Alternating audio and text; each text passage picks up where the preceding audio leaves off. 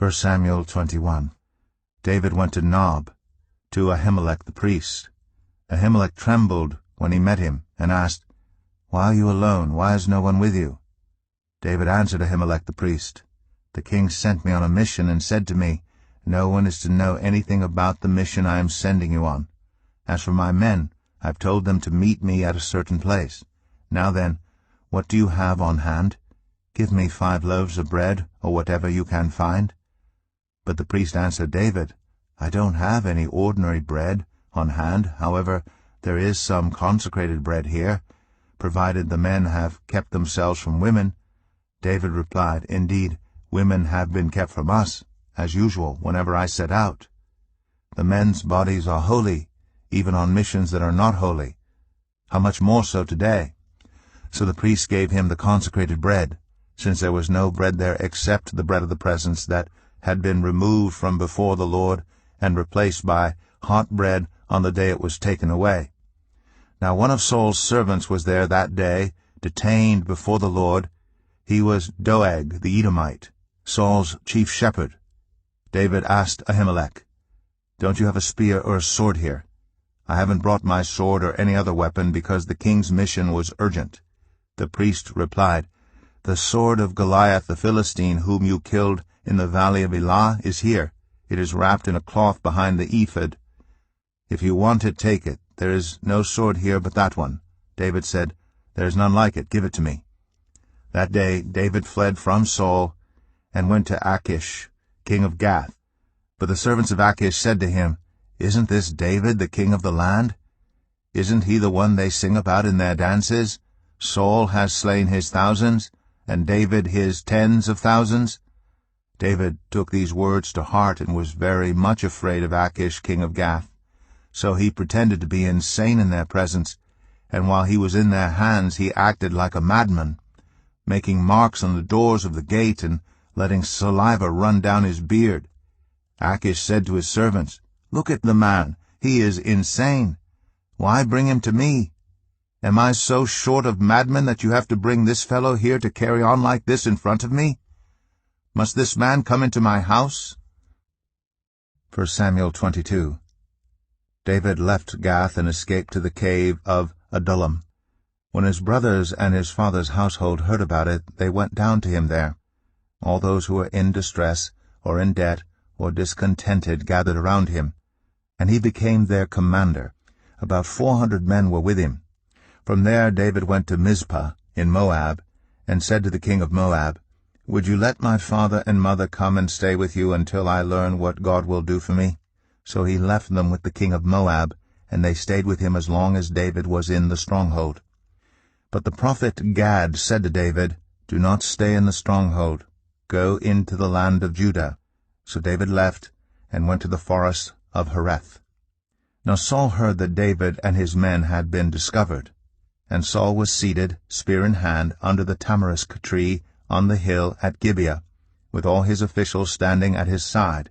He said to them, 'Listen, men of Benjamin. Will the son of Jesse give all of you fields and vineyards? Will he make all of you commanders of thousands and commanders of hundreds? Is that why you have all conspired against me? No one tells me when my son makes a covenant with the son of Jesse. None of you is concerned about me or tells me that my son has incited my servant to lie in wait for me as he does today.' But Doeg the Edomite, who was standing with Saul's officials, said, 'I saw the son of Jesse come to Ahimelech, son of Ahitub, at Nob. Ahimelech inquired of the Lord for him. He also gave him provisions, and the sword of Goliath the Philistine.' Then the king sent for the priest Ahimelech, son of Ahitub, and all the men of his family, who were the priests at Nob, and they all came to the king. Saul said, 'Listen now, son of Ahitub.' 'Yes, my lord,' he answered. Saul said to him, 'Why have you conspired against me, you and the son of Jesse, giving him bread and a sword, and inquiring of God for him, so that he has rebelled against me, and lies in wait for me as he does today?' Ahimelech answered the king, 'Who of all your servants is as loyal as David, the king's son-in-law, captain of your bodyguard, and highly respected in your household? Was that day the first time I inquired of God for him? Of course not. Let not the king accuse your servant, or any of his father's family, for your servant knows nothing at all about this whole affair. But the king said, You will surely die, Ahimelech, you and your whole family. Then the king ordered the guards at his side, Turn and kill the priests of the Lord, because they too have sided with David. They knew he was fleeing, yet they did not tell me.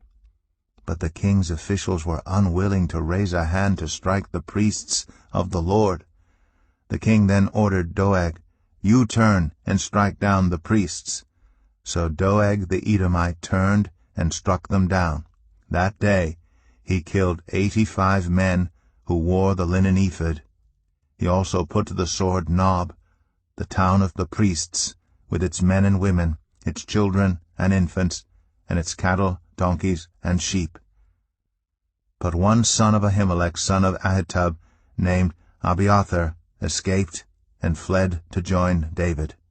He told David that Saul had killed the priests of the Lord. Then David said to Abiathar, That day, when Doeg the Edomite was there, I knew he would be sure to tell Saul, I am responsible for the death of your whole family. Stay with me, don't be afraid. The man who wants to kill you is trying to kill me too. You will be safe with me. 1 Samuel 23. When David was told, Look, the Philistines are fighting against Keilah, and are looting the threshing floors, he inquired of the Lord, saying, Shall I go and attack these Philistines? The Lord answered him, Go, attack the Philistines, and save Keilah. But David's men said to him, Here in Judah we are afraid. How much more then if we go to Keilah against the Philistine forces? Once again David inquired of the Lord, and the Lord answered him, Go down to Keilah, for I am going to give the Philistines into your hand. So David and his men went to Keilah, fought the Philistines, and carried off their livestock. He inflicted heavy losses on the Philistines, and saved the people of Keilah. Now Abiathar, son of Ahimelech, had brought the ephod down with him when he fled to David at Keilah. Saul was told that David had gone to Keilah, and he said, God has delivered him into my hands, for David has imprisoned himself by entering a town with gates and bars. And Saul called up all his forces for battle, to go down to Keilah, to besiege David and his men. When David learned that Saul was plotting against him, he said to Abiathar the priest, Bring the ephod. David said, Lord God of Israel, your servant has heard definitely that Saul plans to come to Keilah and destroy the town on account of me. Will the citizens of Keilah surrender me to him? Will Saul come down, as your servant has heard? Lord, God of Israel, tell your servant. And the Lord said, He will. Again David asked, Will the citizens of Keilah surrender me and my men to Saul? And the Lord said, They will. So David and his men, about 600 in number, left Keilah, and kept moving from place to place. When Saul was told that David had escaped from Keilah, he did not go there. David stayed in the wilderness strongholds and in the hills of the desert of Ziph. Day after day Saul searched for him, but God did not give David into his hands. While David was at Horesh, in the desert of Ziph, he learned that Saul had come out to take his life. And Saul's son Jonathan went to David at Horesh and helped him find strength in God. Don't be afraid, he said. My father Saul will not lay a hand on you. You will be king over Israel, and I will be second to you. Even my father Saul knows this. The two of them made a covenant before the Lord. Then Jonathan went home, but David remained at Horesh. The Ziphites went up to Saul at Gibeah and said, Is not David hiding among us in the strongholds at Horesh, on the hill of Hachilah, south of Jeshimon? Now your majesty, come down whenever it pleases you to do so, and we will be responsible for giving him into your hands. Saul replied, The Lord bless you for your concern for me. Go and get more information. Find out where David usually goes and who has seen him there. They tell me he is very crafty. Find out about all the hiding places he uses, and come back to me with definite information. Then I will go with you. If he is in the area, I will track him down among all the clans of Judah." So they set out and went to Ziph ahead of Saul. Now David and his men were in the desert of Maon, in the Arabah south of Jeshimon. Saul and his men began the search, and when David was told about it, he went down to the rock and stayed in the desert of Maon. When Saul heard this, he went into the desert of Maon in pursuit of David. Saul was going along one side of the mountain, and David and his men were on the other side, hurrying to get away from Saul. As Saul and his forces were closing in on David and his men to capture them, a messenger came to Saul saying, "Come quickly, the Philistines are raiding the land." Then Saul broke off his pursuit of David and went to meet the Philistines.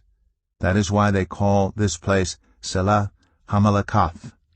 And David went up from there and lived in the strongholds of En-gedi. 1 Samuel 24. After Saul returned from pursuing the Philistines, he was told, "David is in the desert of En-gedi." So Saul took 3,000 able young men from all Israel and set out to look for David and his men near the crags of the wild goats. He came to the sheep pens along the way. A cave was there, and Saul went in to relieve himself. David and his men were far back in the cave. The men said, "This is the day the Lord spoke of when he said to you, 'I will give your enemy into your hands for you to deal with as you wish.'"